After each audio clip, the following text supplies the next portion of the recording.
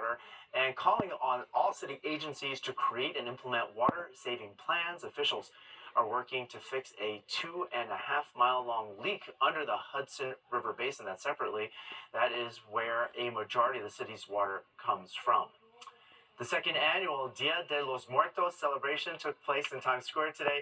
The event featured live performances, art, and a display of 4 large Catrinas. It is a cultural celebration in Mexico to honor those who are no longer alive and is supposed to be a day full of joy. Less than 3 days before Election Day, have you noticed? Well, Vice President Kamala Harris making a surprise stop in New York City tonight. Sources telling the Associated Press she's expected to appear on SNL in the last episode before the presidential election takes place. She also campaigned in Georgia and North Carolina earlier today. Donald Trump also campaigned in North Carolina. He was also in the state of Virginia. As New Yorkers head to the polls, there are 6 ballot questions on the back that you can vote yes or no on. We told you about Proposition 1, which has to do with equal rights and enshrining abortion protections into the state's constitution. But if you live in the 5 boroughs, you will also see 5 other questions on the back that involve amending the city's constitution. The big and obvious item on the ballot on Election Day, you've heard a lot about, maybe too much. Then there's the not so obvious, which will be on the back of the ballot. You could call it the fine print.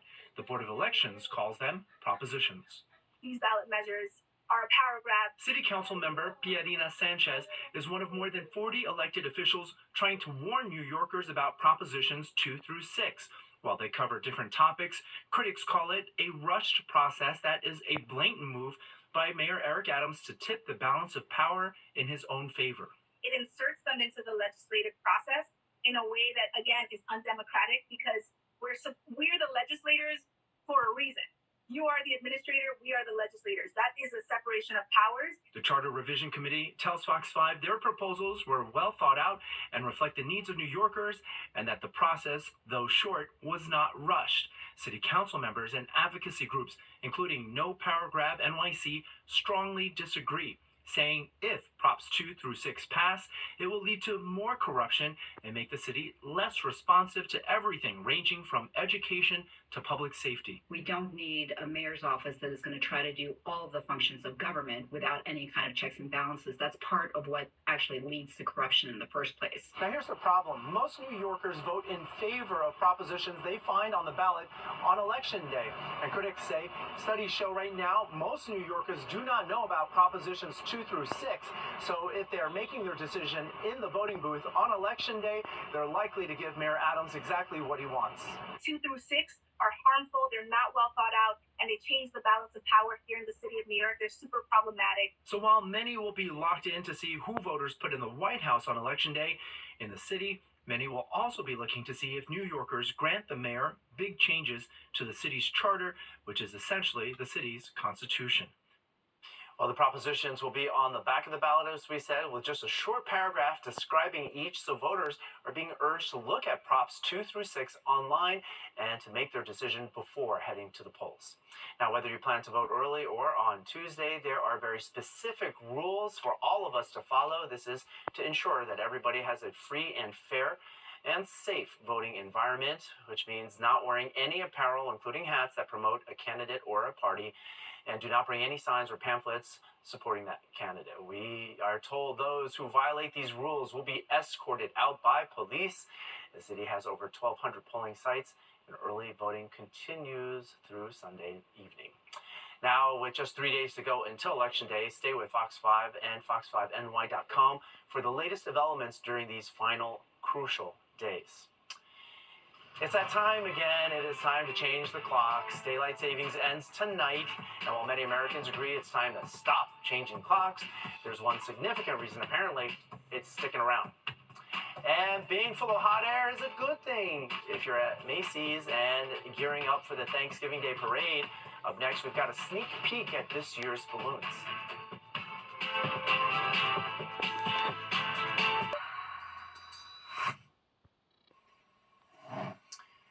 Springing forward, falling back, many Americans are tired of the back and forth with changing their clocks every year, documented to affect mental health and to increase crashes. But there's one major hangup that is apparently keeping it around. Fox's Matt Murphy explains. As we change our clocks overnight, most of us won't complain about the extra hour of sleep. But for many, the twice-a-year ritual is feeling antiquated. A 2021 AP NORC poll found 3 out of 4 Americans favor ending the practice altogether. But there's no clear consensus about which one we should stick with. This is not the most important issue before the Republic, but I do think people wonder, why do we keep doing this flipping back and forth on the time? In 2022, Florida Senator Marco Rubio introduced a bill to have us stick with daylight saving time year-round. That's the one where we spring forward an hour ahead. The legislation passed the Senate but went nowhere in the House. The reason why daylight savings makes sense is because you really can't do outdoor activities, especially for kids and children. If you're in a community whose parks don't have lights, you're shut down by 4:30 or 5 o'clock in many parts of the country. Sleep specialist Karen Johnson says while that sounds good on paper, it leads to days feeling even shorter. Problem is, if we do that into the winter, then it gets really dark in the morning. Sun would rise after 8 a.m. for anywhere from 2 to 4 months. And when we've tried that twice in the past, it was extremely unpopular. What we're switching to now is called Permanent Standard Time, and that's the one doctors and scientists generally prefer, as they say it's better for our sleep patterns and mental health. When we live on daylight savings time, we're more misaligned with the sun, which actually has effects throughout the whole time on our health, our mood, our safety, how our brain functions. And so that's why the science community really wants us to end it with permanent standard time. For now, like it or not, the tradition continues. Matt Murphy, Fox News. Well, the countdown is on for Christmas time in the city. Up next, how crews in Massachusetts are getting the Rockefeller Center Christmas tree dressed up and ready for its journey to the Big Apple. And Audrey Fuentes here with our forecast. Hi, Audrey. Hi, Arthur. We have a bit of a chill in the air tonight. Frost advisories exist for the area shaded in blue here. We're also expecting a warm-up as we go into the upcoming week. I'll have the details when the news continues. These attacks on Prop 1 are lies. They're from extreme politicians dividing and distracting us and don't tell the real story. Prop 1 has nothing to do with immigration laws. It doesn't create special rights or change existing laws. What Prop 1 does is close loopholes to ensure we're all protected from government discrimination. Prop 1 protects abortion rights in New York, which are under attack nationwide. Now that you have a real story, flip your ballot to vote yes on Prop 1. Fox, home of Super Bowl 59.